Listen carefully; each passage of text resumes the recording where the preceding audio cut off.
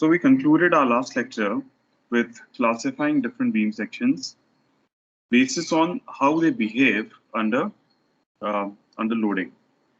And we started with the notion that not all beams behave in the manner that we looked at. Not all beams can develop a plastic moment of resistance, and not all beams can develop plastic hinges. The beams which can are called as plastic or class 1 beams. Then the second type of beams is compact or class 2, which can develop plastic moment of resistance, but they cannot develop plastic hinge because of local buckling. The third type is semi-compact or class 3, which can develop elastic moment of resistance, but cannot develop plastic moment of resistance due to local buckling. And the last one is a slender or class 4, which locally buckles even before the attainment of yield stress in the extreme fibers of the cross section. So just like we had a short member and a slender member, or short column and a slender column, similarly here we have class 1, 2, 3, 4, depending upon how the beam section behaves. Now we discussed in the last lecture that the deformation that is associated with load is elongation or contraction when we are talking about actual load, and when we are talking about moment, it's rotation. So when we are trying to study the behavior of a beam, we look at what is called as a moment curvature, or a moment rotation diagram. So we looked at a similar diagram. We looked at the load deflection diagram when we studied columns. Here we look at the moment rotation or moment curvature diagram. So here in this particular graph, the behavior of all the sections is overlapped. And we can see that when a section is plastic, it can develop the plastic moment, which means the entire it can the stress in the entire section can attain yield stress, and it also has enough ductility so that it can achieve plastic hinge. So it is fully effective in compression, meaning that it does not locally buckle when the compression flange, or the portion of the beam that is under compression does not buckle locally, and it has sufficient ductility, so it is capable of developing a plastic moment and a plastic hinge. So that is how plastic sections behave. Class 2 or compact sections are fully effective in compression, so they do not locally buckle, are capable of developing, so they do not locally buckle before achieving plastic moment, but they cannot achieve plastic hinge. So in terms of strength, they reach MP, but they do not have sufficient ductility, and they may buckle locally. So these are class 2 or compact sections. The third type, which is semi-compact, which can go to only round 1, that is, it can develop only the elastic moment of resistance. So this is our elastic moment of resistance, My. After reaching elastic moment of resistance, it buckles locally and cannot develop plastic rotation capacity, so it cannot develop plastic moment or plastic hinge. And the last type is a slender one, which cannot even finish round 1. That is, it buckles locally even before the stress in the extreme fibers can reach the yield stress. Now, from at least the sketches that are shown here, you'll realize that it's a function of it's not only a function of, but mainly it's a function of what is a width to thickness, or what is the width to thickness ratio of the elements that form that particular eye section. So if you have very thick members, it is likely that it will be a class 1 section or a plastic section. And if you have very slender members, or if the width to thickness ratio, the elements itself is very small, then you'll have it's possible that you'll have a slender member. Now, what the IS code does is, in order to for us to enable, now we cannot plot the moment and curvature of every beam and then say, bhai, this is a plastic section or this is a compact section. Code is there to make our life easier. So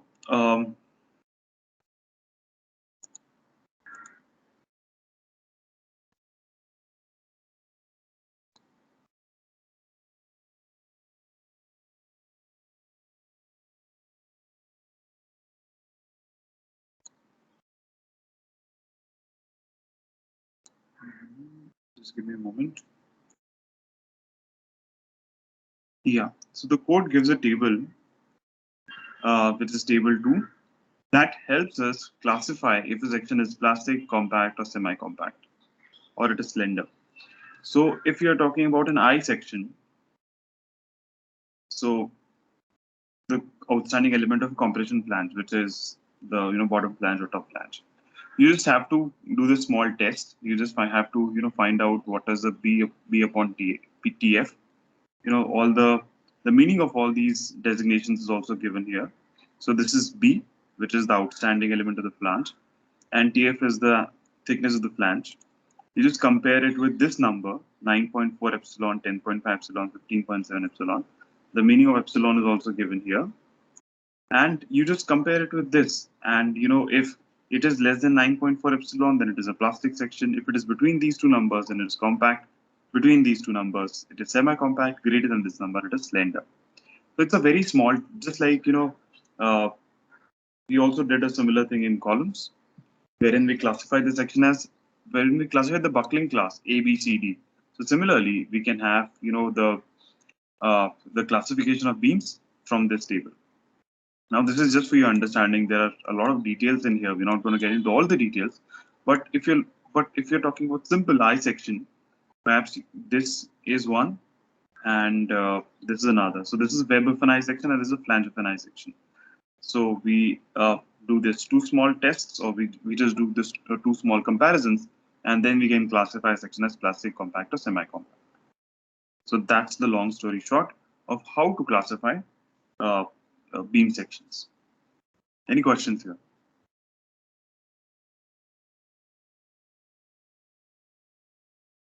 Can you repeat the classification once again? Yes. So we looked at the behavior of a section while understanding the plastic theory. So what happens in a plastic theory is that, or what happens as per a plastic theory is that the entire section is capable of developing plastic moment, meaning that the entire section can yield. Part of the section will yield in compression, part of the section will yield in tension.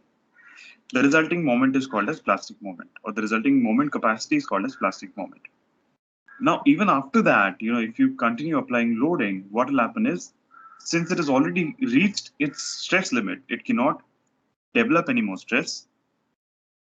But what will happen is it will go on deflecting, or it will go on rotating, or we say that it has formed a plastic hinge. But not all beams can behave in this manner. There are only some beams which are called as plastic sections or class 1 sections that behave in this manner. And then we sort of briefly looked at how class 2, class 3, and class 4 type of beams behave. Okay. Now the question is, how do we know? Now, if you give me an I section, how do I know which class does this section belong to? And that is why the I score, that is IC 800, gives us a simple table. You can just look at the width to thickness ratios of various components of that I section and say that this section is plastic or compact or semi-compact. So if we want to classify an I section, we just look at the outstanding element of compression flange. So if it is a rolled section, that is if it's an ISMB 500 or ISMB 550 and so on, we just looked at this ratio, B upon TF. The meaning of B and TF is given here. So B is half the flange width, which is the distance of the extreme edge of the flange from this axis, and TF is the thickness of the flange. So we just find out this ratio, and if this ratio is less than 9.4, meaning that if it is very thick, then it is a class 1 or plastic section. If it is between these two numbers, then it is a compact section. If it is between these two numbers, meaning that now the thickness has gone down, the denominator has gone down, because of which this number is going up, then it is a class 3 or semi-compact section. If it is greater than 15.7, then it is a slender section. Then similarly, we can look at the web of an I section. So if you're talking about bending, so the neutral axis is mid depth, then you will look at D upon TW. So D is the height of the flange, height of the web only. So D upon TW. If it is less than 84, then it is a plastic section. If it is between 84 105, then it's a compact section. between 105 206 semi-compact, and it's greater than 126 epsilon, then it is a slender section. Then we have different numbers for web of a channel or an angle member or double angles. So for various types of sections, we have various numbers. So we don't, the intent is not to remember these numbers, or the intent is not to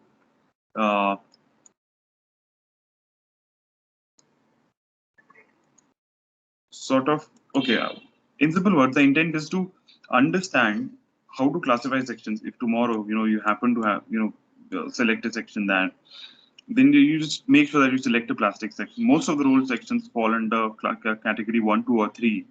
So any role section that you select, you just have to make sure that it's a plastic section if you are expecting it to behave in the manner that we discussed.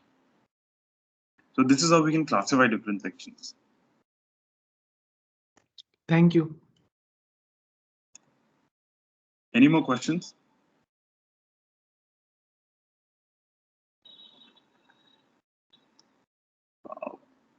Is it too difficult to understand?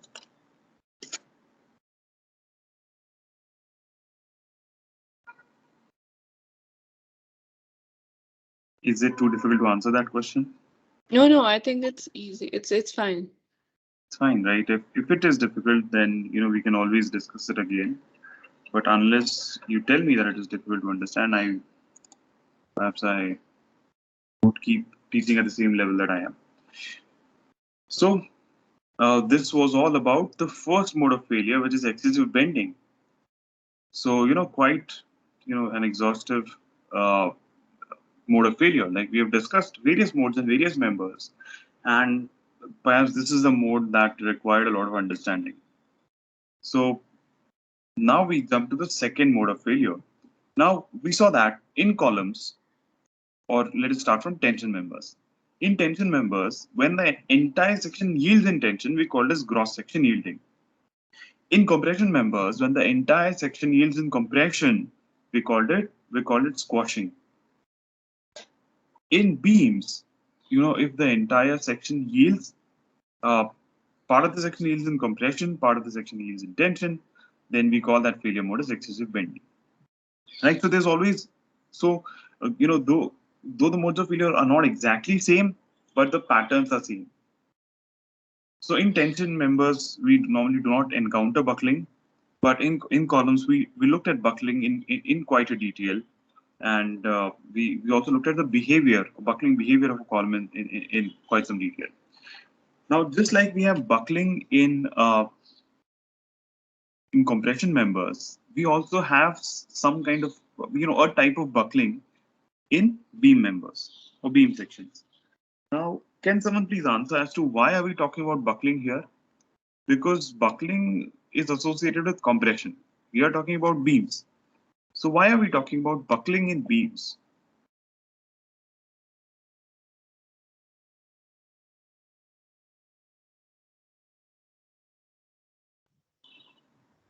Hi, Bhargav. Because beam still Last time you told there is sorry. a buckling in a beam. Sorry. You said that आपने बोला था कि beams में भी compression होता है. जैसे जैसे बीम का ऊपर जाता है कंप्रेशन बढ़ता है, नीचे जाता है कंप्रेशन बढ़ता है और ऊपर जाता है टेंशन बढ़ता है. तो बीम के अंदर भी कंप्रेशन होता है, ऐसा बोला था आपने. Right. So I'm glad that you at least partly remember what I told. So what I said is beam में bending होता है. Bending क्या है? What is bending? Bending is nothing but compression and tension acting at a lever arm. And that is bending resistance. So if you're talking about compression, तो पूरे section में compression नहीं है, but part section में तो है, right? So if it's a simply supported beam, the part of the beam the upper part of the beam will be under compression. If we are talking about a fixed beam and we are looking at the bending moment near the supports, then lower part of the beam will be under compression.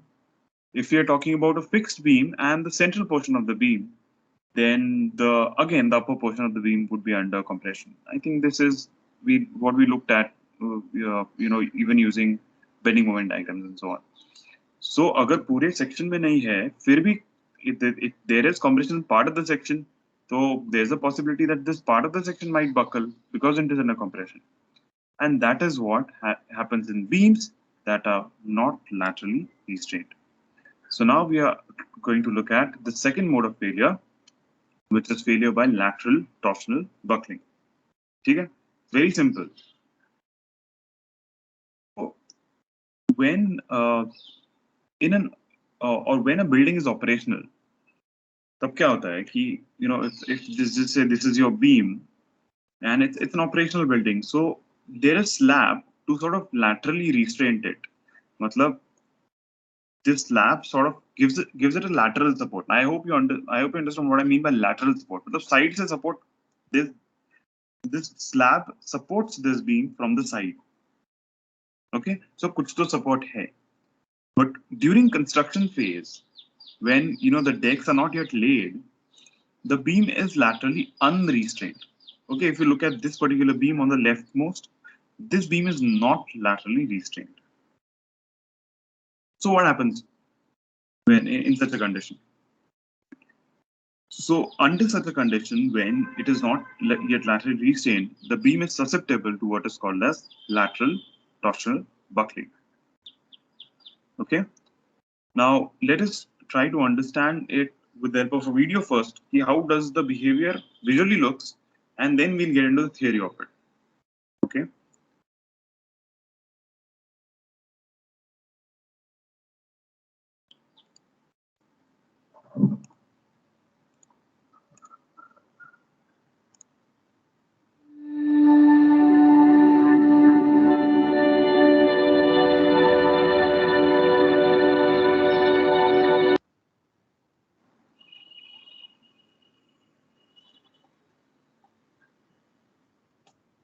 Just a moment.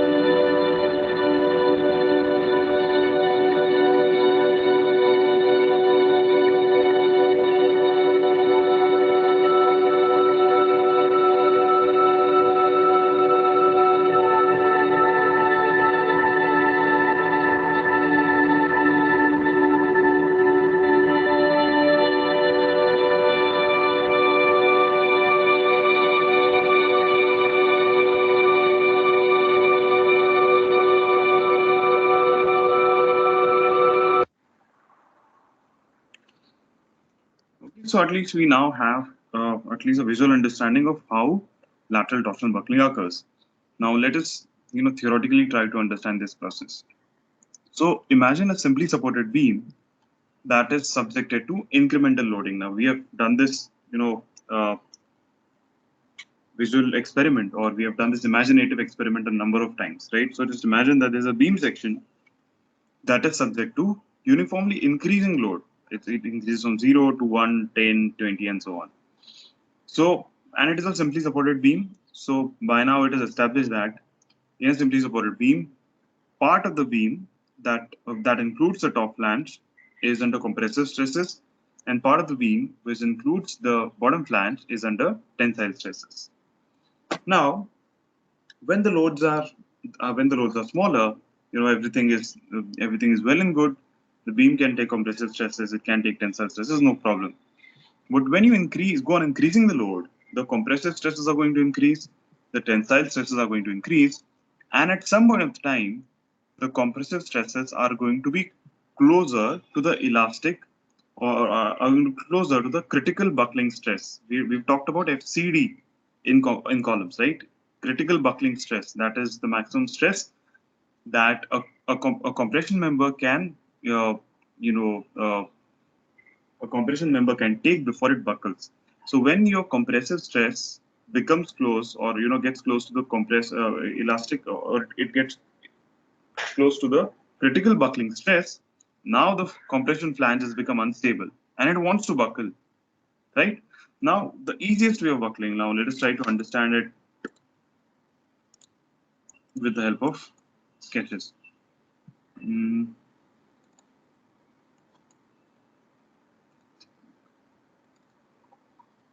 Just a minute.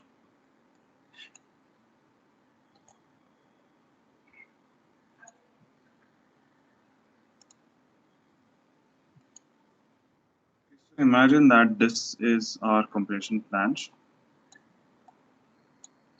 Now it wants to buckle. So how will it buckle? Or how will it tend to buckle? Will it buckle about this axis, or will it tend to buckle about this axis? Scale का experiment किया है ना हमने, the imaginative experiment, when we said that let us take a ruler and apply compression load, and then imagine करो वो कैसे buckle होगा. It's similar, right? Compression flange वैसे ही है. So how will it tend to buckle? Sorry, did someone say something?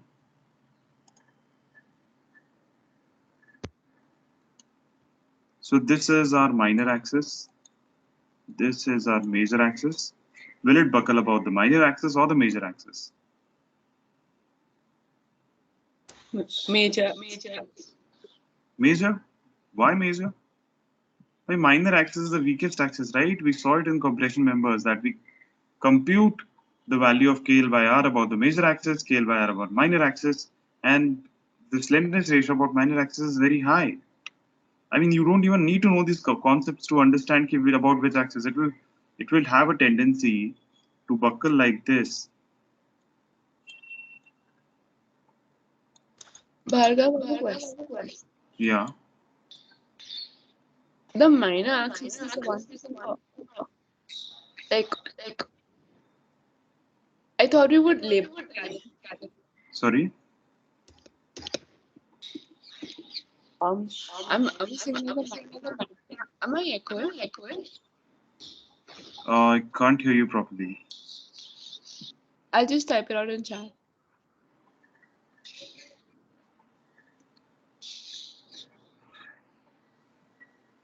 So this will how the compression flange would have a tendency to buckle, ऐसे ही buckle होगा ना, because this is minor axis. It has less radius of gyration, less slenderness ratio about. It has a greater slenderness ratio about the minor axis, so it will have a tendency to buckle like this.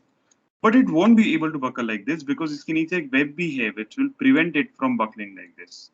ठीक है, इसको web को लेके तो buckle नहीं कर सकता है. This is a stiff element, and this will prevent this, or this will restrict it from buckling like this. So what happens is, now it cannot buckle about this axis, so it buckles about this axis. So instead of buckling like this, so it cannot buckle like this. So it buckles sideways. Abhi, both the diagrams might look same to you, but understand that ये web है नीचे वाला और here the web is here. This is trying to buckle sideways.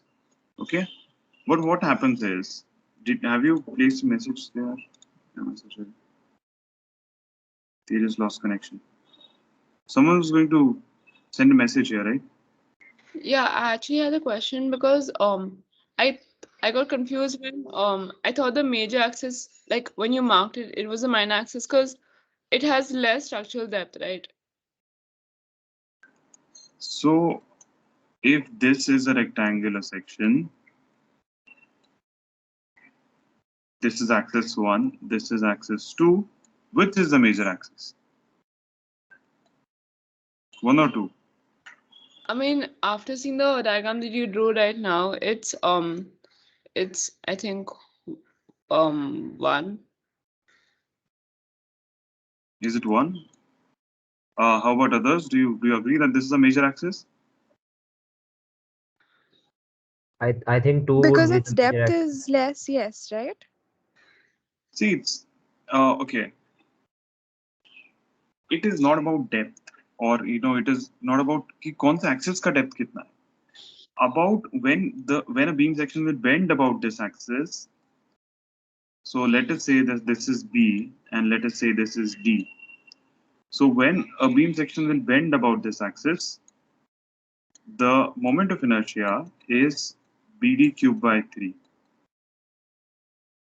When we say bend about this axis, मतलब ये beam अगर ऐसा है,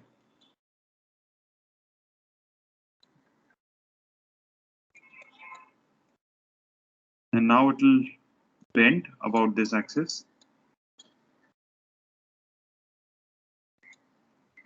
then the moment of inertia is BD cubed by 12. When a beam bends about this axis, matlab it will go sideways. Okay, imagine it. So this m in that case is dB cubed by 12. Right? Abhi, so visually, d is greater than b. So BD cubed by 12 is going to be much greater than dB cubed by 12. Matlab moment of inertia about this axis, perpendicular to which the depth is larger. So this axis is our major axis. Major axis represents higher moment of inertia, higher section modulus, and hence higher resistance to bending. Minor axis, on the other hand, represents relatively smaller moment of inertia, hence smaller section modulus, hence lesser resistance to bending. Now, if this entire thing is in compression, so it's easier to bend about this axis. In this case, we'll call it buckling. It's easier to buckle about this axis, so buckling will happen about minor axis. अभी अगर ये बहुत technical लग रहा है, repeat that scale experiment. एक scale पकड़ो हाथ में और अप्लाई कंप्रेशन. जैसे आपको डिफॉर्म शेप दिख रहा है, that is buckling about minor axis. और जैसे आपको नहीं दिख रहा है, that is buckling about major axis.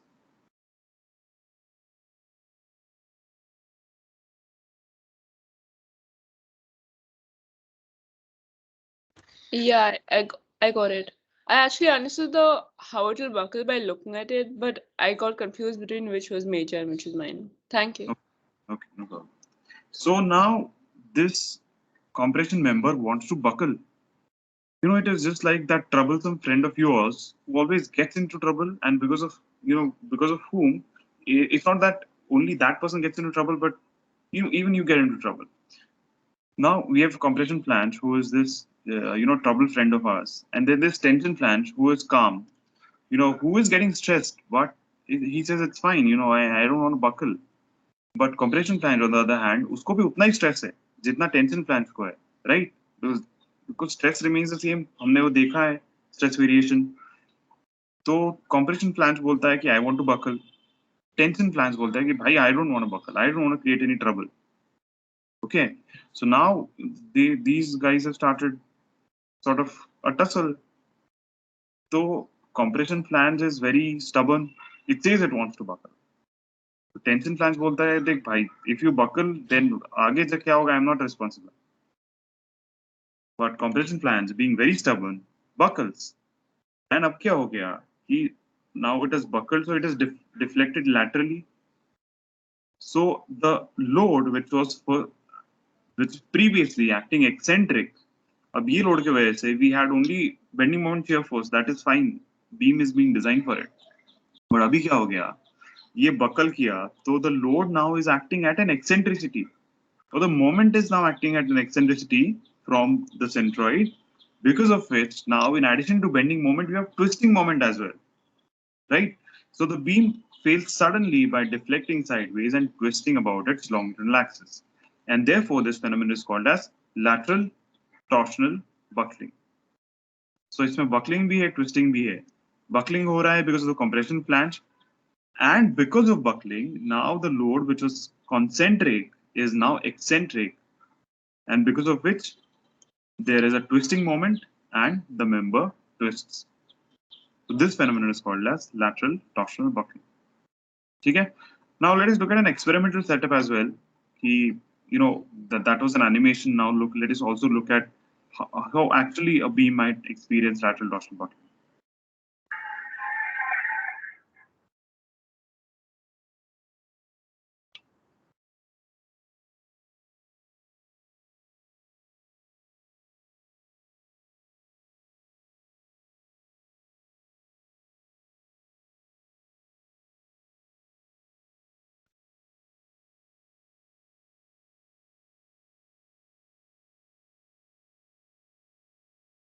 So they're going to apply an incremental point load.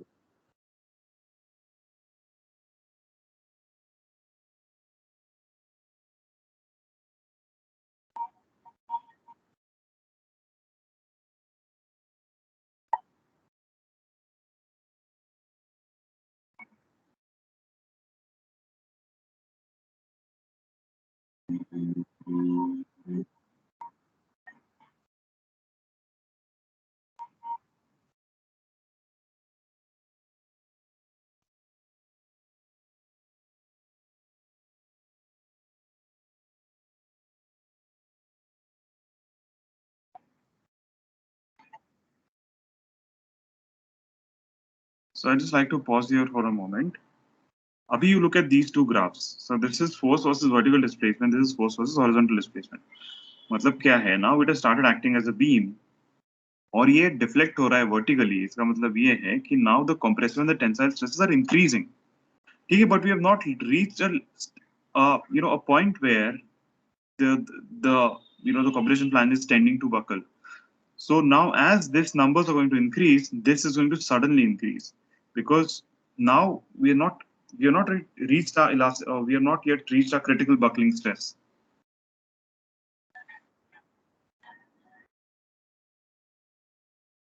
Now we are getting close to that. Now you see, suddenly there's a increase in the lateral displacement.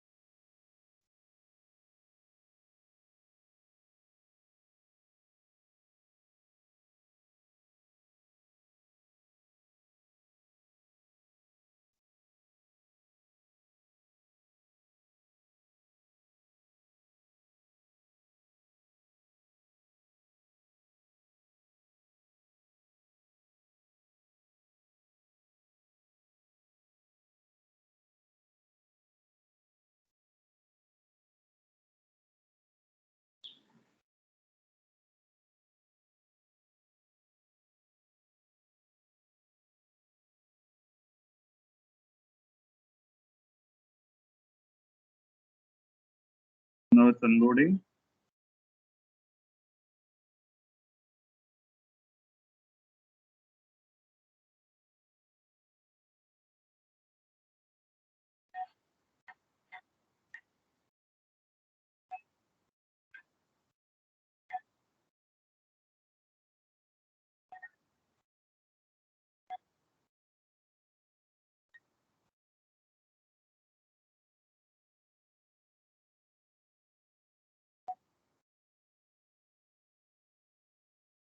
Before that, I just want to highlight one particular thing.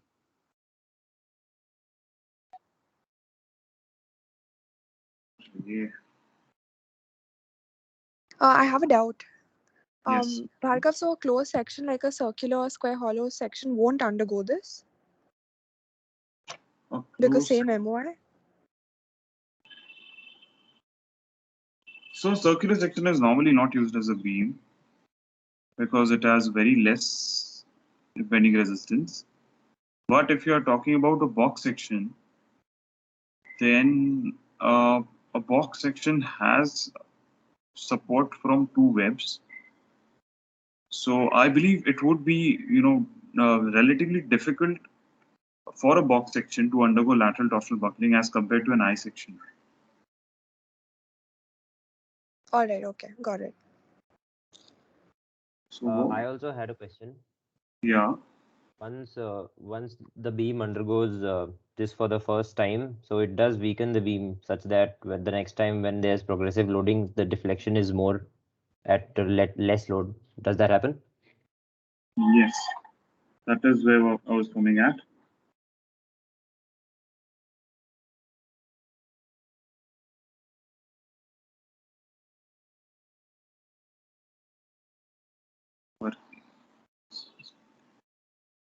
Okay. Now, if you look at this graph, what we see that when we applied load, it deflected. When we removed the load, the deflection reduced, but it did not come back to zero. What does this mean?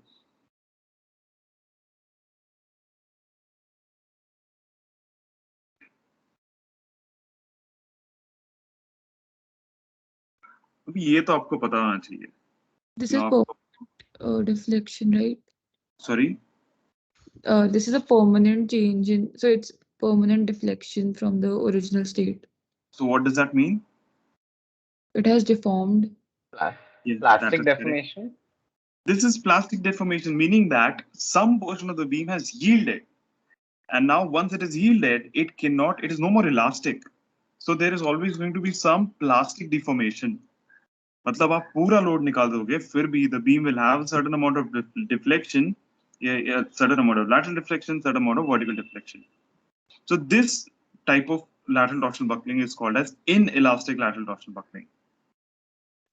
ठीक है, had this been the case कि यहाँ पे अगर हमने unloading शुरू कर दिया and it went back perfectly to zero, so that is an elastic lateral torsional buckling. So it is similar to elastic buckling and inelastic buckling. When we looked at the classification of columns, we looked at a short column, a slender column, and an intermediate column, right? So it is similar to that. So we might have a section that might undergo elastic lateral torsional buckling, meaning that आप उसको load करो, वो lateral deflect हो जाएगा, आप load हटा दो, the lateral deflection would be zero, the vertical deflection would be zero, meaning that the entire section was elastic. But यहाँ पे क्या हुआ है कि part of the section has yielded, meaning that okay, इतना explain कर रहा हूँ, उससे ऐसा एक diagram दिखा देता हूँ. So this is the state of stress.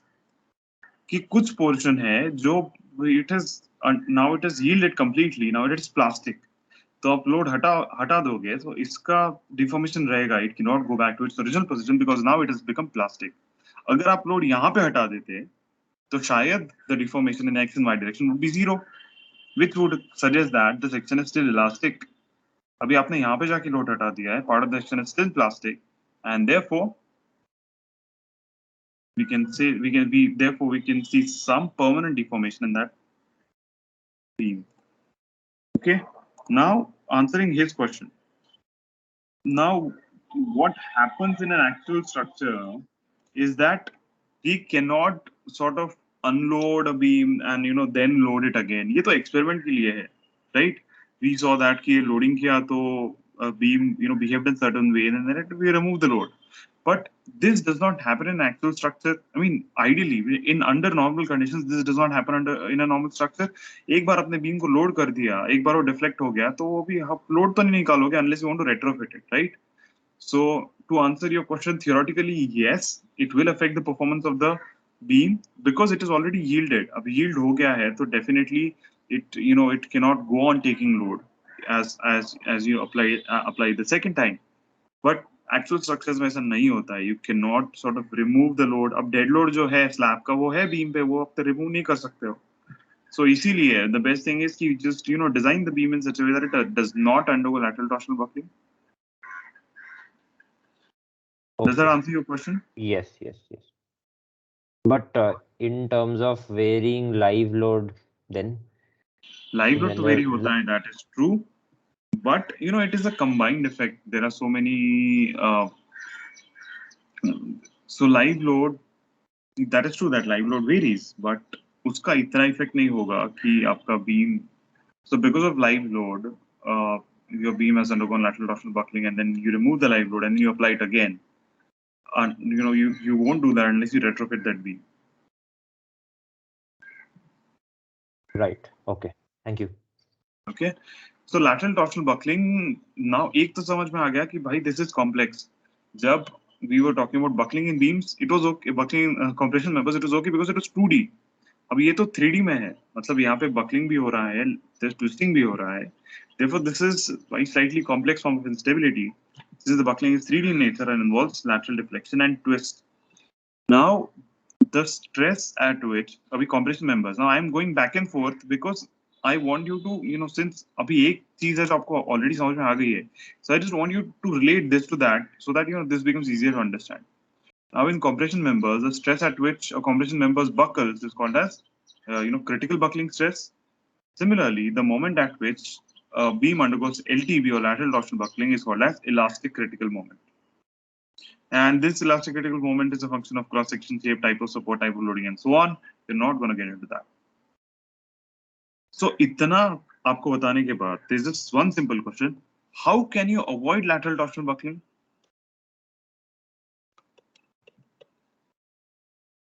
कैसे avoid करोगे इसको?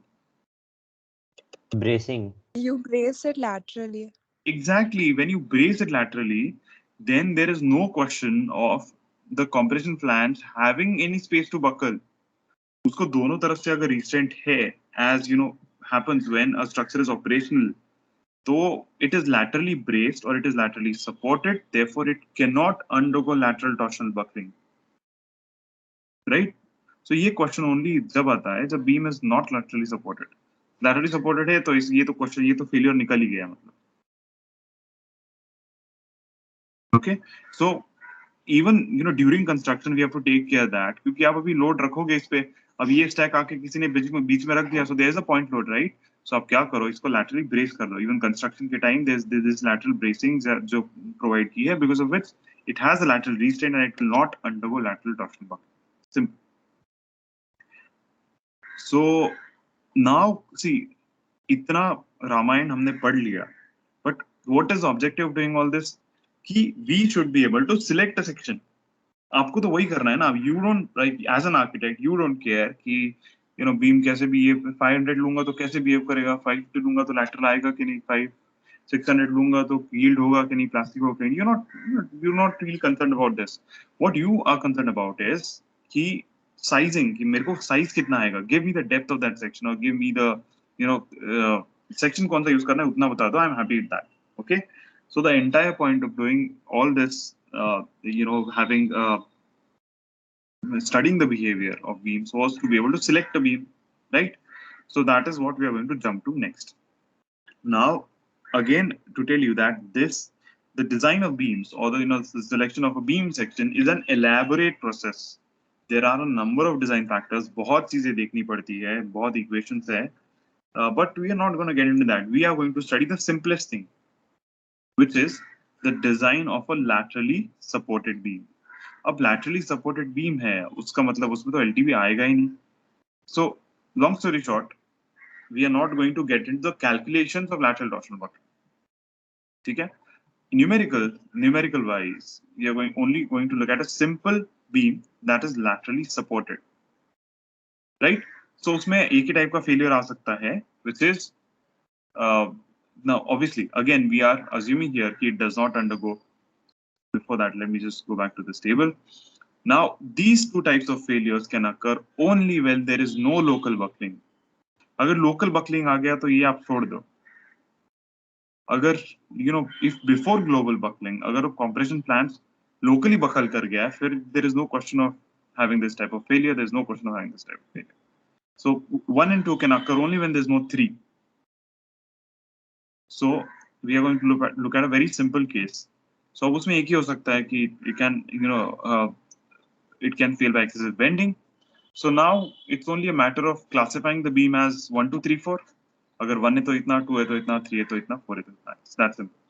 So what is normally done, any beam, steel, reinforced concrete, doesn't matter. Typically beams are designed for bending, meaning that जब आप उसका section select करते हो, that is based on bending, and then it is just checked for design shear strength and it is checked for deflection. There are some cases when 2 and 3 govern, but we are talking about typical beams, normal घर के beams. So design strength is governed by bending. मतलब selection, size selection will is based on bending, and then you check it for shear and you check it for deflection. Okay. So when a beam is laterally restrained, or for the beams that are adequately supported against LTB. Okay, before that, principally क्या होना चाहिए? The resistance should be greater than the demand. या जितना भी beam का capacity है, it should be greater than the demand. So the factor design moment, which is due to the applied load, should be less than the design bending moment. Simple. M should be less than equal to MD. ये हर जगह किया है हमने. So for beams that are laterally supported, this MD is given by beta B ZP Fy upon gamma m0. अरे ये तो बहुत difficult है. मतलब इतना हमने देखा ही नहीं पहले, right? Now let us see how easy this is. So I hope by now you are very well comfortable with this equation. E upon R is equal to M upon I is equal to F upon Y. देखा पहले? अभी अब हमको ये निकालना है. तो ये क्या हो गया? F upon Y into I. I by Y क्या होता है? I by Y होता है Z. So M is equal to F into Z, right? So now we are talking about plastic moment. तो हमको ये भी प्लास्टिक लेना पड़ेगा. और अगर हम डिजाइन मोमेंट के बारे में बात कर रहे हैं, तो डिजाइन में आपको पता है कि we always divided by factor of safety. So and this stress is yield stress obviously. So Fy Zp upon gamma m0. Simple. यही तो लिखा है इसमें. Zp into Fy upon gamma m0. This is something that we already know. बस क्या P लगाना है, Y लगाना है, U लगाना है, वो थोड़ा ध्यान से रख लो. So MD was a design moment is equal to Zp Fy upon gamma m0. अब ये बीटा B क्या है? So obviously अगर आपका सेक्शन प्लास्टिक या सेमी कॉम्पैक्ट है, so the value of this beta B is 1. मतलब your equation is only Zp Fy upon gamma m0. इतना equation है. And if it is a semi compact section, then it is equal to Ze upon Zp. अब Ze Zp already पता है. We have looked at the steel table. We have looked at the table in the IS code so many times. So we already know what Ze Zp is. So Ze is the elastic section modulus, and Zp is the plastic section modulus. Okay, ये थोड़ा आप अभी के लिए भूल जाओ, ये जो यहाँ पे बॉक्स में लिखा हुआ है ये. Or the code goes on to say that this equation is valid only when V is greater than equal to 0.6 VD. जैसा मैंने बोला आपको कि बहुत सारी conditions है. बहुत the beam का behavior is very complicated because there are so many stresses involved. So we are looking at the simplest possible case. So the only thing I have to remember is MD is equal to beta B Zp Fy upon gamma m0. Beta B is 1 for plastic semi-compact sections or class 1, class 2 sections, and it is equal to Ze upon Zp for semi-compact sections. Okay, this is the simplest case. So as we said before, a beam is designed for bending and it is checked for shear strength. तो shear strength check करना है, तो उसके लिए shear area कितना लेना है, मतलब which area of the beam resists shear. So if it is an I section, if it is on a hot rolled I section, so the entire depth of the beam times thickness of web is the area which resists shear. If it's a channel section, then it remains the same. If it's a built-up section, then you just consider the depth of the web times the thickness of the web. इसमें हम जाने नहीं वाले because we are going to look at very simple cases. Okay, just in case कल आपको एक box section select करना पड़े, तो इसीलिए यहाँ पे रखा होगा. Okay. Now the last design consideration is deflection. आप बीम कितना भी स्ट्रॉन्ग बना दो, मतलब यू से कि इस बीम पे टाइम भी खड़ा हो जाएगा, right? But if the beam is deflecting, the users are not going to feel safe about this beam, right? So any form of deflection gives a feeling of insecurity. So आपका beam भले कितना strong, it's really strong, but if it is not stiff, if it is undergoing deflection, then it's not going to fail per se, but it's going to give a feeling of insecurity. Now, if it is supporting any non-structural components, like अभी एक partition wall है, या आपका plaster है, if then a ceiling का plaster है, walls का plaster है, that is going to get damaged if the beam deflects, excessively. Now, if this beam happens to be an industrial structure, then there might be a misalignment of supporting machinery, excessive vibration, and so on. And if you're using this beam for roofing, then because of the deflection of the purlins, there might be damage to the roofing material and possible ponding, which is very bad. So long story short, आपको सिर्फ strength check नहीं करना है. So these two are कहाँ पे गया? These two are strength checks, and this is a serviceability check. So strength is okay, but even deflection you have to take care. Okay. Now there's just one last concept that I want to उससे पहले. So how do we make sure that it does not fail in deflection? So the code gives a table wherein it gives various deflection limits. Now the deflection limits are normally in terms of span upon a number. So if your span is 3 meters, so span upon 300 is 10 mm. So there are various load cases. We are going to consider a very simple one. So we are going to look at vertical deflection. This means we are going to look at live load deflection for floor and roof, and elements susceptible to cracking. Elements not susceptible to cracking. मतलब आपका beam है, it is not supporting any members that are susceptible to cracking. So we're going to look at a very simple case. For this condition, the span to the limiting value of deflection is span upon 300.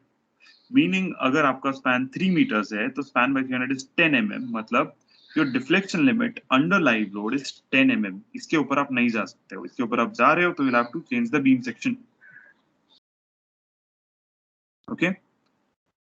So there's this. I just to conclude this, I just want to introduce a concept that, if you know, it will help you in actual practice. There's this concept called pre-cambering. Okay. So now just imagine that there's no pre-cambering. आप एक normal construction sequence कर रहे हो. In that you set up your beam, and then you pour concrete over it, and you pour deck slab or replace the deck slab over it, whatever. Now, under the weight of this concrete, or under the weight of this deck slab itself, it is going to deflect a little. This is exaggerated, okay? इतना deflect नहीं होगा beam. This is exaggerated, आपको समझने के लिए. So, अभी क्या हुआ कि even before you started using the structure, उसके पहले ही beam deflect हो चुका है under the dead load of wet concrete and construction live loads, right? So आप use करने से पहले ही deflected है ये beam. And then when you apply live loads and when you apply superimposed dead loads, इसका deflection आगे भी बढ़ सकता है. So कभी-कभी क्या होता है, when the spans are long and you cannot increase the depth of the section beyond a certain limit, so आप क्या करते हो, you take out this component, मतलब जो भी deflection होने वाला है because of dead load or the weight of dead load of concrete and construction live loads, आप क्या करते हैं, उसको pre-camber कर देते हैं. Now what do you mean by pre-cambering? मतलब वो बीम को इंस्टॉल करने से पहले ही थोड़ा ऊपर डिफ्लेक्ट कर दो, right? And then you apply concrete over it, and then उसके बाद you see that when you actually start using the structure, the beam is perfectly straight. And जब आप लोड्स लगाओगे तो सेकंड केस में डिफ्लेक्शन जो आएगा वो फर्स्ट केस से कम आएगा, बिकॉज हमने deflection because of dead load of concrete निकाल दिया है उसका. तो this process is called as precambering. अब इसको ऐसे करते हैं, मतलब बीम लगाने के बाद नहीं करते, लगाने से पहले इसको कैम्बर कर लेते हैं like this, and then the beam is installed. When you pour concrete over it, वो सीधा हो जाएगा. बट आपको पता होना चाहिए, मतलब आपको नहीं, आप जो भी कर रहा है प्री कैम्बरिंग, द कॉन्ट्रैक्टर और द फैब्रिकेटर और द स्ट्रक्चरल डिजाइनर पर से शुड नो कि प्री कैम्बरिंग कितना कराना है. अगर ऐसा प्री कैम्बरिंग ज्यादा करा दिया तो मतलब जब आप यूज कर रहे हो उससे ऊपर ही उल्टा डिफ्लेक्ट हुआ है. So that is not a very acceptable case, और that is not something that we want. तो प्री कैमरिंग इतना ही कराओ कि डेड लोड डालने के बाद ये बीम सीधा हो जाए. ओके. सो इंपॉर्टेंट कॉन्सेप्ट, अगर कल कोई केस आता है आपके पास कि कंसल्टेंट बोल रहा है, आपका कंस्ट्रक्शन कंसल्टेंट बोल रहा है, अरे नहीं मैडम ये बीम नहीं चलता है, और नहीं सर ये बीम नहीं चल रहा है, इसे डीपी देना पड़ेगा, आप उसको बोलो कि हमको स्ट्रक्चरल इंजीनियरिंग का टीचर बहुत अच्छा था, उसने हमको बोला है कि प्री कैमरिंग का एक ऑप्शन है, वो आप एक्सप्लोर करो. टेल देम कि explore the option of precambering. And this is the last slide. Just some values of deflection that you should remember. क्योंकि numerical solve करना है. So when it is a point load, the maximum deflection is WL cube 148 EI. You know this, like you've heard of this before, but अभी ये आपको याद रखना पड़ेगा. Maximum bending moment is WL by 4, पता ही है. अगर UDL होगा, तो maximum deflection is 5 by 384 WL to the power 4 upon EI, और maximum bending moment is WL square by 8. बाकी third case I'm not going to discuss. आप याद कर लो. 1 and 2, you have to remember these phonemes. Okay, with this, I think we have a sufficient understanding of what steel beams are, how they behave, and how to design steel beams. Any questions?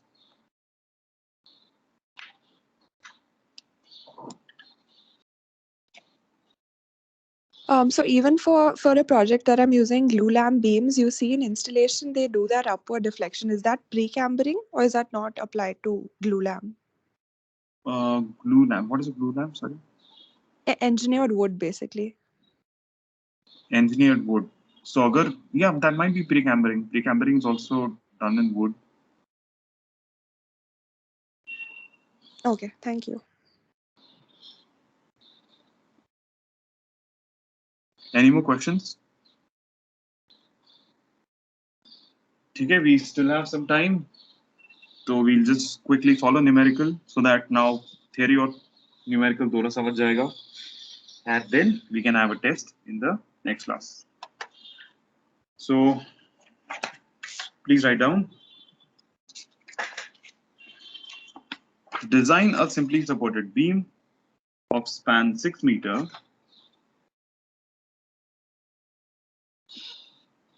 design a simply supported beam of 6 meter span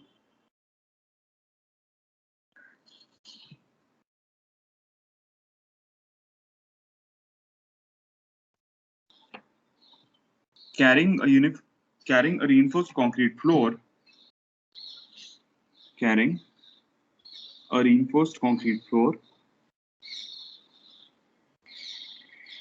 capable of providing lateral restraint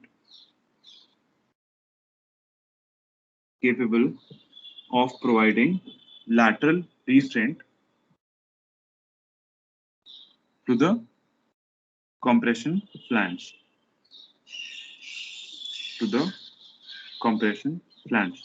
मतलब question में बता दिया है कि this beam is laterally supported.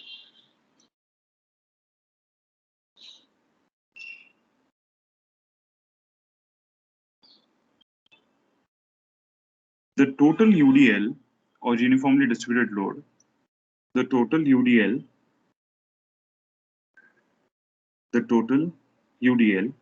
is made up of 14 kilonewton per meter dead load, 14 kilonewton per meter dead load, and 20 kilonewton per meter live load.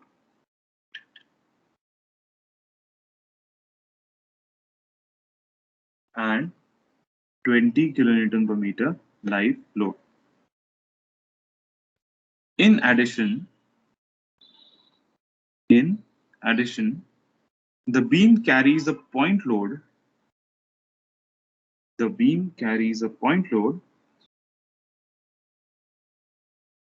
At midspan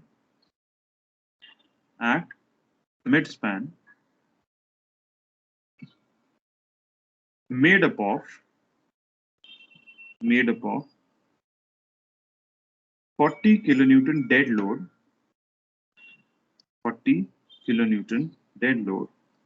and 60 kilonewton live load,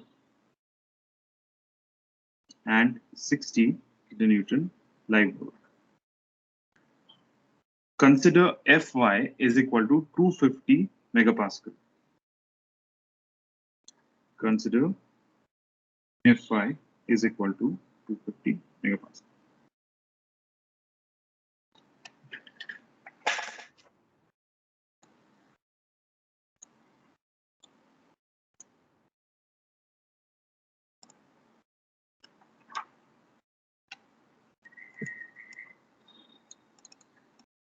So what is the given data? Firstly, the span is 6 meters.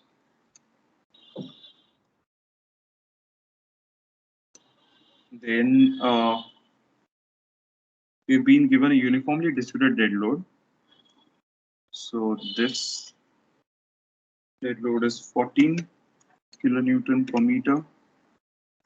And then there's a uniformly distributed live load, which is 20 kilonewton per meter.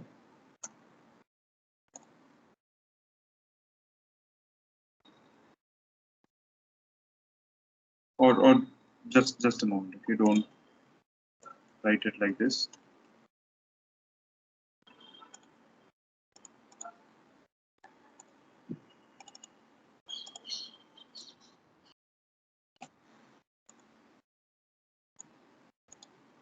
So small w represents uniformly distributed load. Then we also have a point load. So the value of this point dead load is 40 kilonewton. And then we have a point live load. इसका value है 60 kilonewton.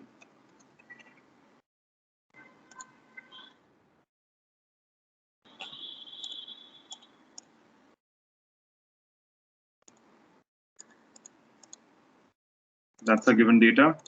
And then we have to select a section which will satisfy or which will be sufficient to resist the moments because of all these loads. So what should be the first step? क्या करें पहले?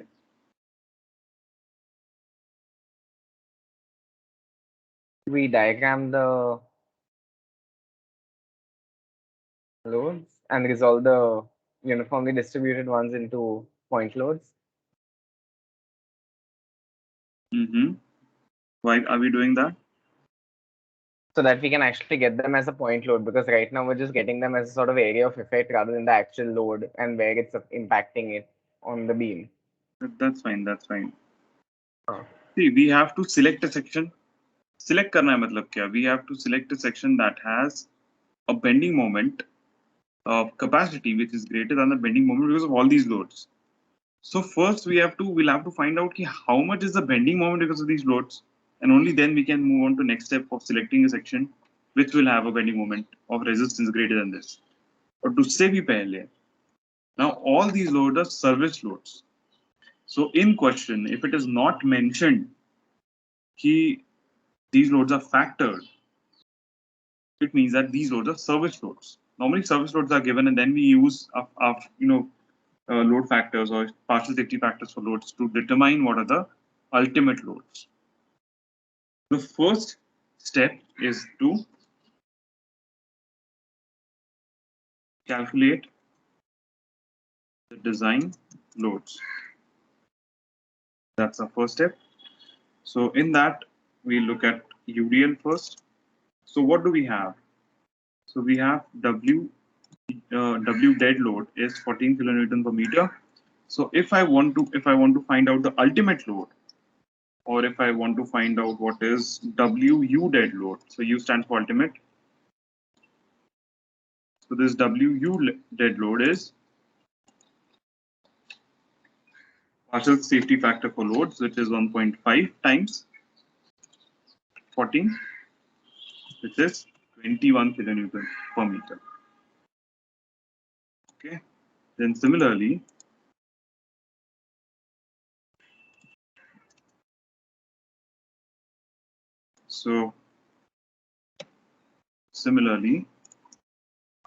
WU live load is 1.5 times 20, which is 30 kilonewton per meter. ये हो गया UDL का. Now let us look at point loads.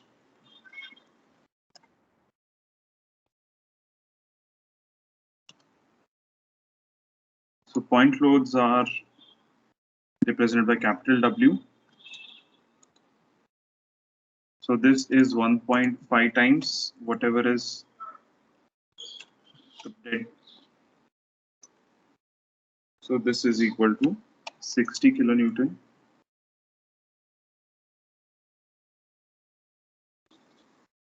And similarly,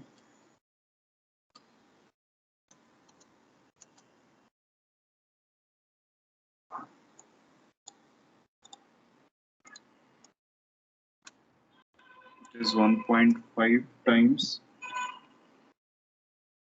60 is 90. Bhargav, I had a question. Mm-hmm. Why are we multiplying it by 1.5? Because 1.5 is the partial safety factor for dead load and partial safety factor for live load. Okay. Thank you. Now we are converting the service loads into design loads. And perhaps one more step here. हमको total load भी निकालना है. So this WU, which is the total uniformly distributed load, it is equal to 21 plus 30, which is equal to 51 kilonewton per meter. So this is a total factored load that is acting on the beam. And then even this as well. So this is equal to 60 plus 90. So this is equal to 150 kilonewton.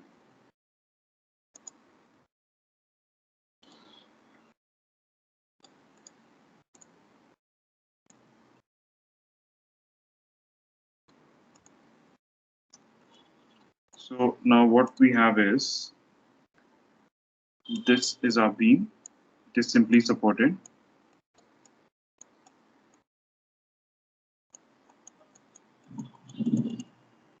It has a UDL of 51 kilonewton per meter.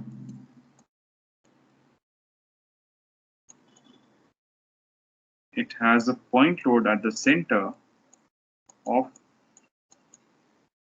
150 kilonewton. And it has a span of 6 meters.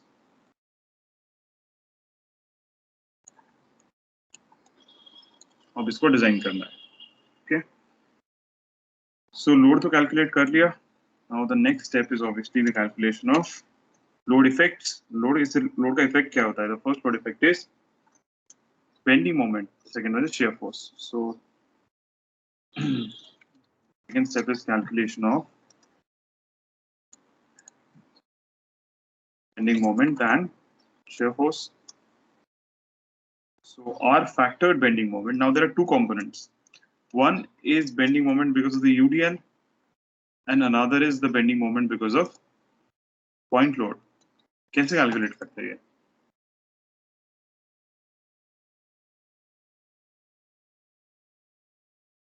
ज़्यादा time नहीं है, इसलिए I won't. So it is MU because of the UDL plus MU because of the point load.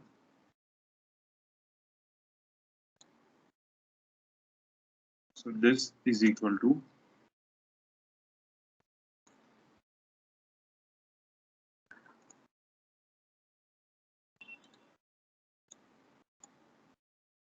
okay.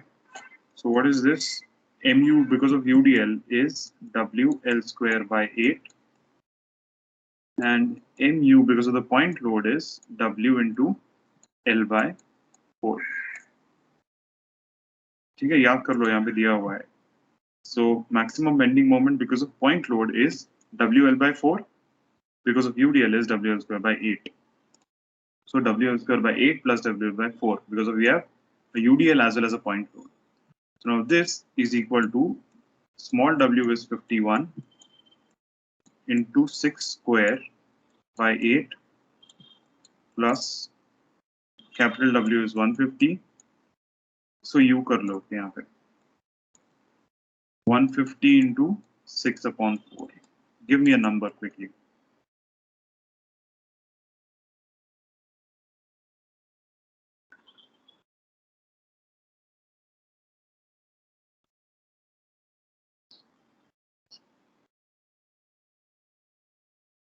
$454.5. 454.5 unit. Bending moment is Newton per meter. Newton per metre कैसे होगा भाई? Newton per metre is Newton more. meter. अभी Newton कैसे होगा, ये kilo Newton होना चाहिए ना. Right, sir.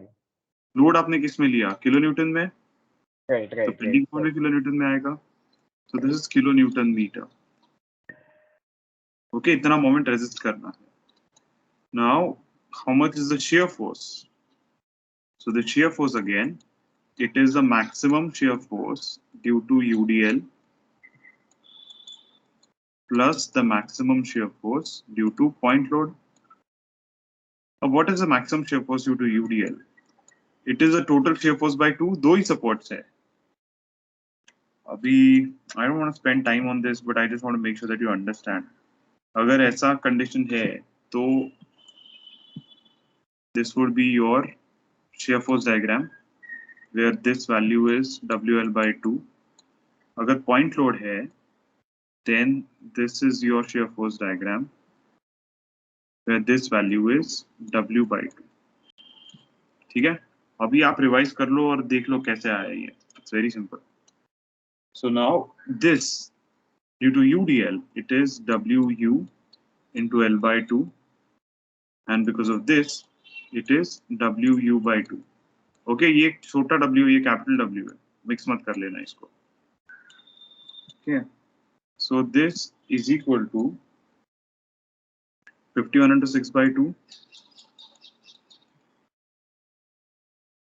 plus 150 by 2. Give me a number quickly.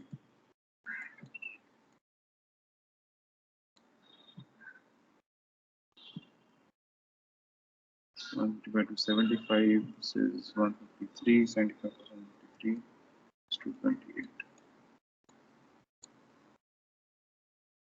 So your section should be able to resist this bending moment and resist this shear force. ठीक है? So अभी at least demand निकाल दिया हमने.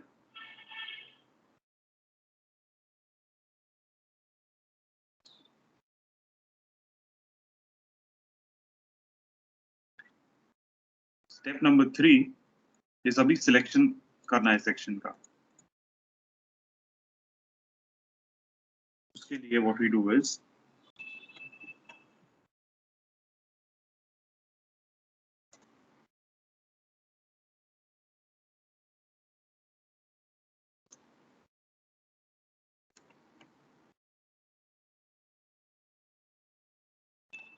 ZP पता होगा तो we can select a section, क्योंकि हमको टेबल पता है.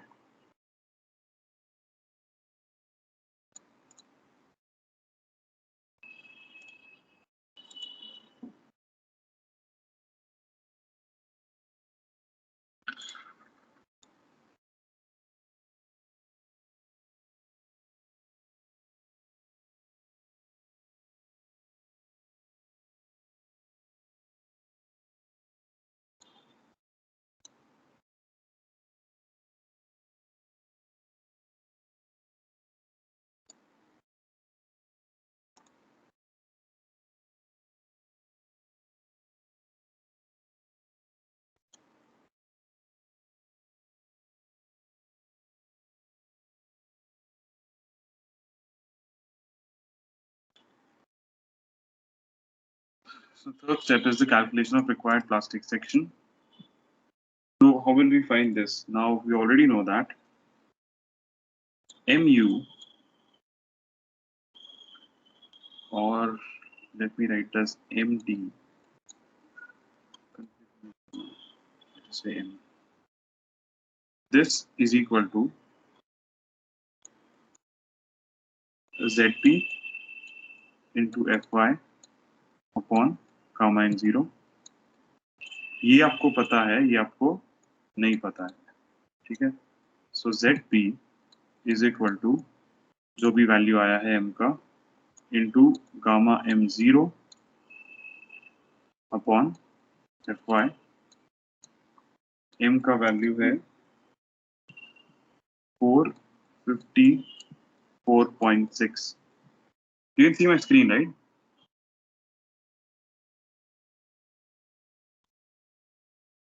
Guys, can you see my screen? Yeah, we can. Okay. So abhi units have to be consistent. Fy is in megapascals, which is in Newton per mm square. तो इसको भी आपको Newton mm में convert करना पड़ेगा. Now, how do you convert kilonewton meter into Newton mm? By multiplying it by 10 power 6. ये अभी Newton mm में हो गया. Gamma m0 is 1.1, ये तो पता ही है.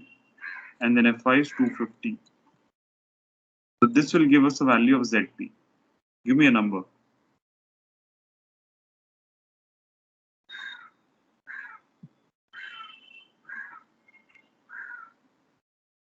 ये समझ में आया ना क्यों किया?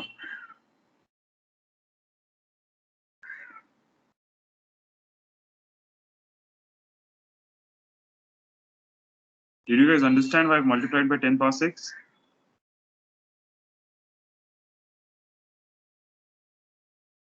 Can you guys Are we hear me? converting kilonewton to Newton? We are converting kilonewton meter to Newton mm. Two units, yes. So give me a number quickly.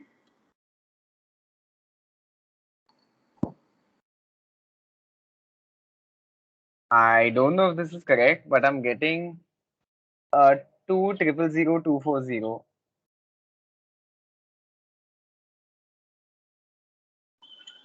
Unit क्या मिलेगा?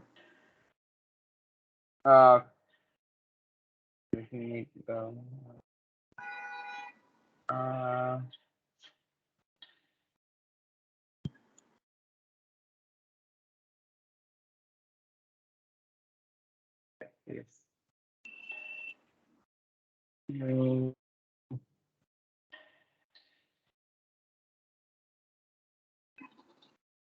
See, that is why when you answer something, I always insist on giving the unit as well.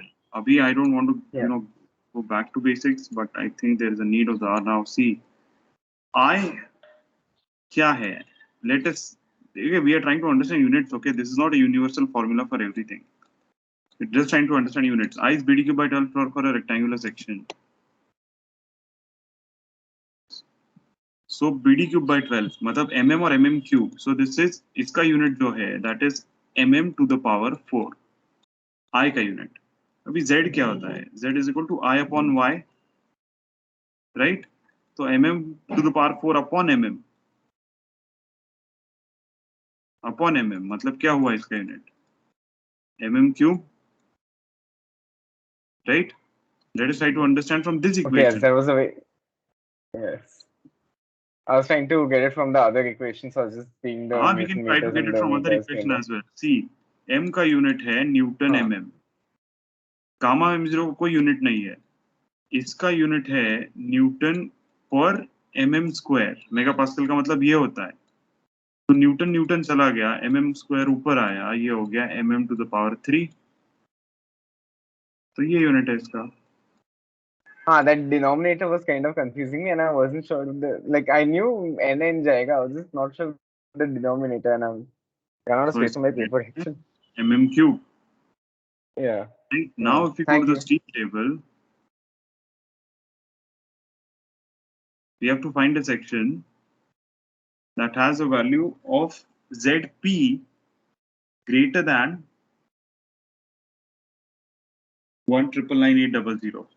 Now what do we see in this table कि ये centimetre cube में दिया है because ये space नहीं है इतना mm में रखने के लिए. So what do we do कि हम भी अब सेंटीमीटर में कर लेते हैं convert. Okay.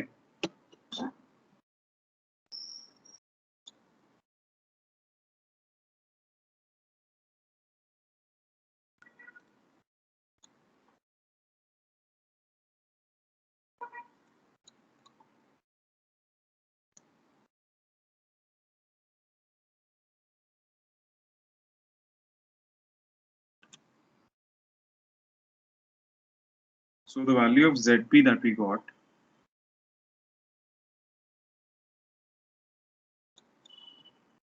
uh, 1,998,000 mm cube. Centimetre cube में क्या आएगा?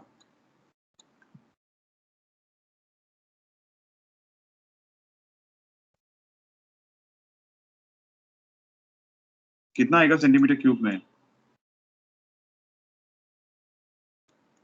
You'll lose 3 decimal places. So yes, so 0.8. 1,999.8.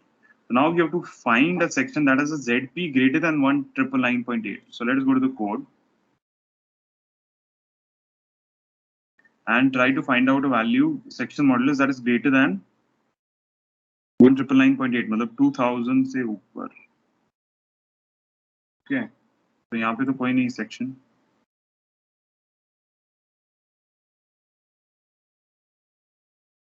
Okay, so somewhere here we are in the range of 2000.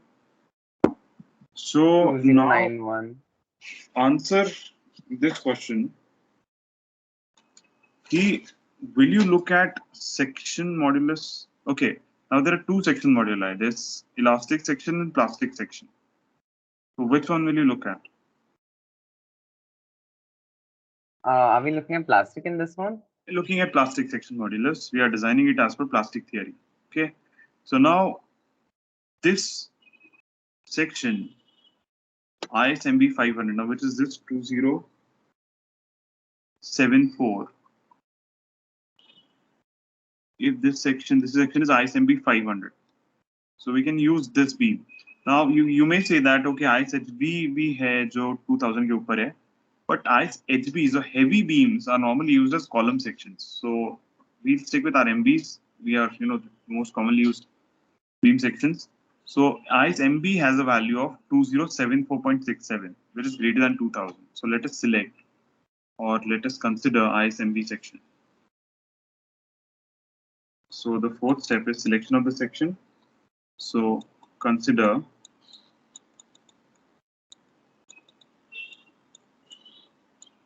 ISMB 500. Okay, now ISMB 500 ka properties we need. So I'll just paste these properties here.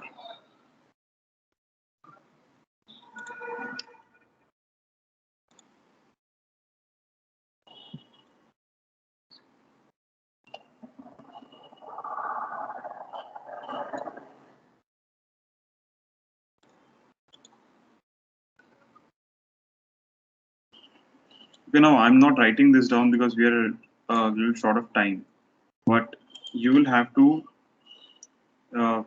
say that this is our selected section, ISMB 500.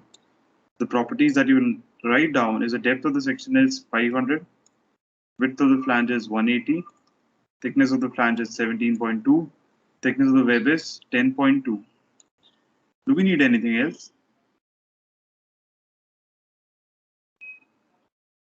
Shape factor, ZD by that. Shape factor, yes, we might need this in case the section is not plastic. Do we need anything else? अभी deflection calculate करेंगे तो deflection में सब जगह पे आ जाता है.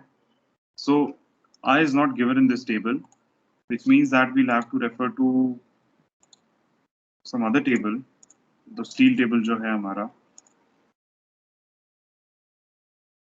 Bhargav, I also have a doubt about the exams. Yeah.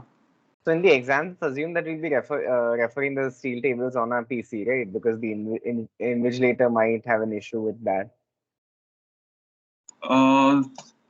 It is permitted to, maybe ये आप question paper के साथ ही attach कर देंगे. See, whatever pages you will require will be provided to you. So you don't worry about that. Yeah, I just want to confirm because there was that issue in the test, right? So I just want to confirm. No. In the question paper, whatever you need will be attached with the question paper.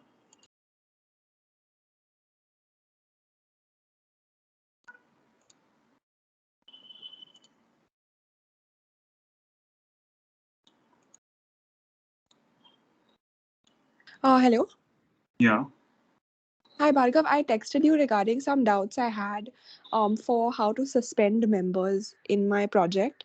If we don't have time today, then next class, can we do it? How many classes do we have left to be able to do it? So,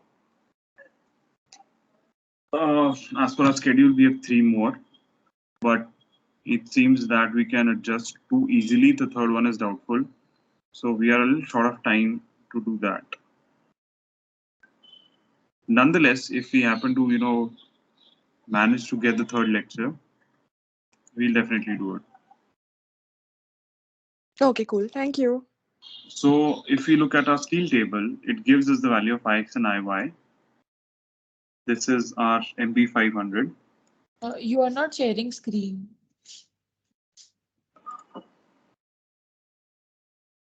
Okay, so I've just opened the steel table. This is our code for steel table, and that gives us the value of moment of inertia as well. So I'll just select this table, paste it here for our reference.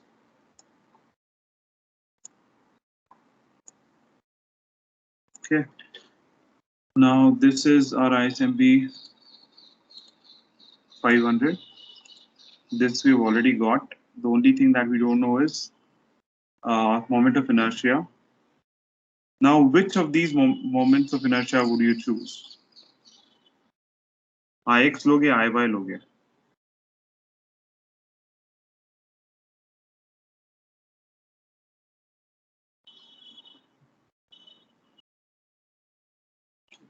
जल्दी बताओ, we are short of time.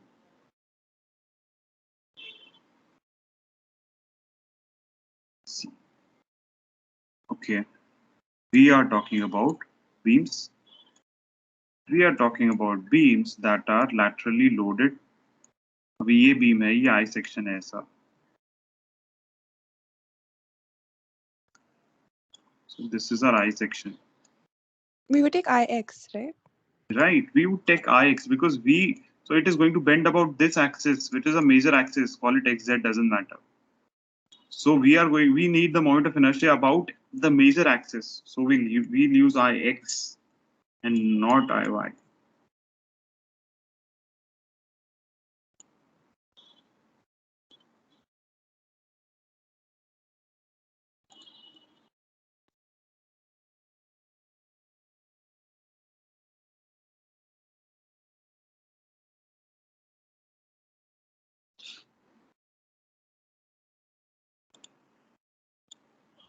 So please write down all these properties. Again, note that this is in centimeter to the power 4.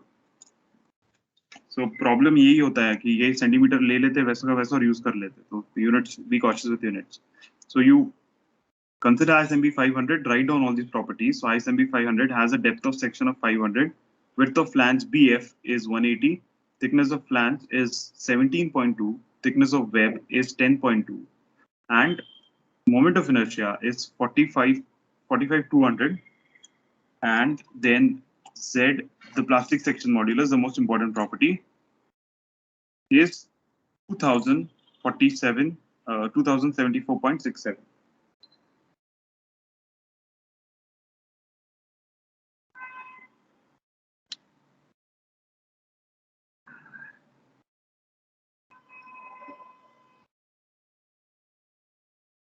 Okay, so now select curly section. Now we have to know if which type of section is this. Is it plastic, compact, semi-compact, slender?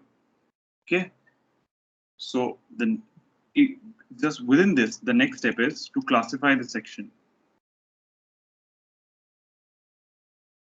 So section classification.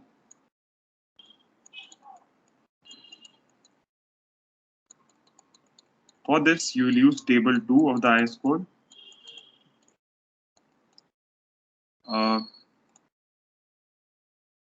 This is our IS code.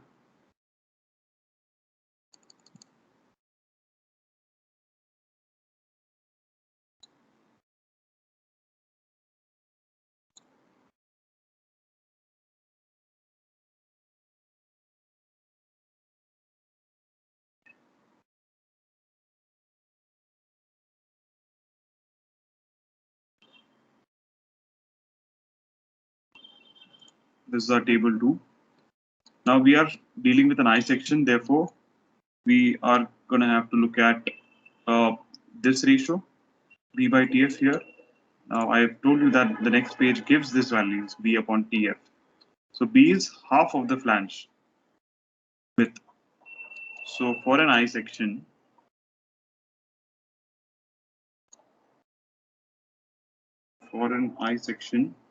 Before that, first we have to calculate what is epsilon. It says that epsilon is 250 upon fi to the power 1 by 2. So epsilon is 250 upon fi to the power 1 by 2. What is fi? Fi is also 250, so this ratio is 1 because fi is 250. 250 by 250 is 1, square root of 1 is 1. Then b upon tf. Okay, b is half of the flange width. The flange width is 180. So 180 upon 2 is b, and then thickness of flange. So this is width of flange. Thickness of flange is 17.2. So this is 17.2. This is equal to 5.23. Now just compare 5.23 with the numbers given here. Now epsilon is 1. We see that 5.23 is less than 9.4. So this is less than 9.4 epsilon. Okay. Then this was about flange. Now we have also to look at the web. So web of an I section, neutral axis is mid depth. Now we have to look at d upon tw. What is d? D is the depth of the web only. So d upon tw is equal to, so 500 is the total depth. From that, I have to reduce the flange cut width 2 times because there are 2 flanges. 2 into 17.2 upon thickness of web. The thickness of the web is 10.2. This is upon 10.2. This gives me 45.62. Compare it with the numbers that are given here. 84 is 105, 126. What we observe is this is less than 85 epsilon. Now from this, from this and this, we can say that the section is plastic.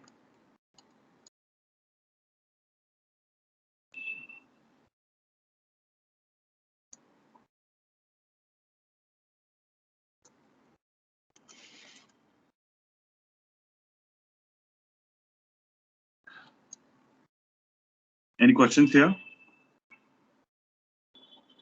Can you repeat it from modulus of elasticity, like that E which is there? From here? Yeah. Okay. So now we have considered a section such that its ZP is greater than this number. So we selected ISMP 500 that has a value of ZP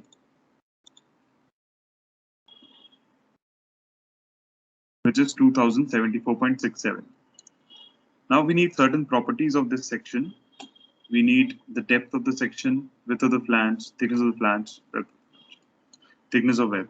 And this table, this particular table, does not give the value of I which we will require. For that we referred to the steel table. So that gave us a value of I which is 4522 or 45200 centimeter to the power 4. Now, ideally what I would do is write down all these properties, but since we're short of time, I just mark them here and I want you to write them down.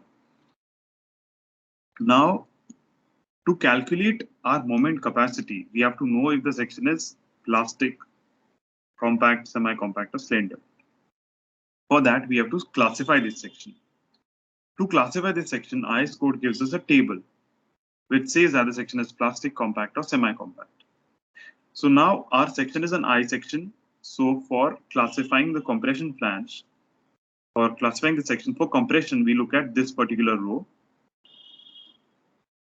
And then for the web of an I section, we look at this particular row.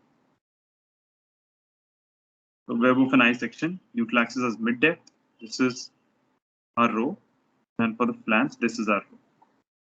Okay, this table will be given to you in the exam. Now you need to know what is this B upon TF. B upon TF that you see. You go to the next page. It gives, if it's a rolled beam, this should be taken as B and this should be taken as TF. This total is 180. 180 by 2 is B. That's what we have done. So this is 180 by 2 upon TF. Thickness of flange is something that we already get from the table, which is 17.2. 17.2. We found out this ratio. This ratio is 5.23. We compared with the table that we have in the IS code. This value is less than 9.4 epsilon, which means that this section is a plastic section. Okay, but before that, we also need to check the web. So web of an I section, neutral axis as mid depth. We need this ratio, D upon TW. Now, if you look at this, so D is the distance between the flanges. What is that distance? So this total depth minus 2 times the thickness of the flange. That's what we have done. The total depth is 500, thickness of the flange is 17.2. So 500 minus 2 times the 17.2 upon thickness of web, which is 10.2. We got 45.6. Now we compare this with the numbers given in the steel table. 84, 105, 126. It is less than 84. In both the cases, we have got plastic elements. Therefore, the section is plastic.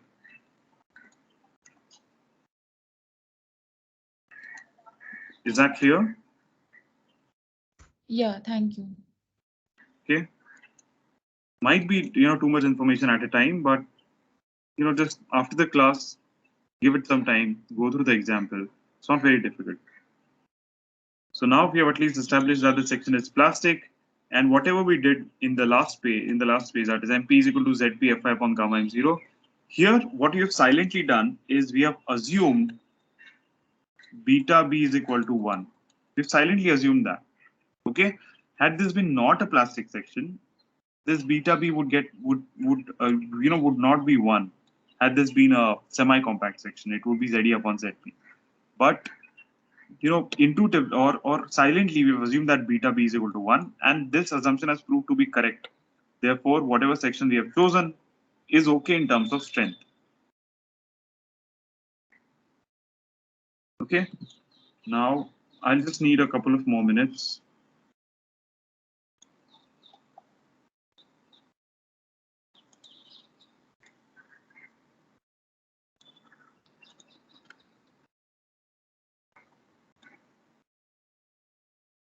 So, like we said, that we check or we design the beam for bending, and we check it for shear, and we check it for deflection. So the next step is to check the section for shear.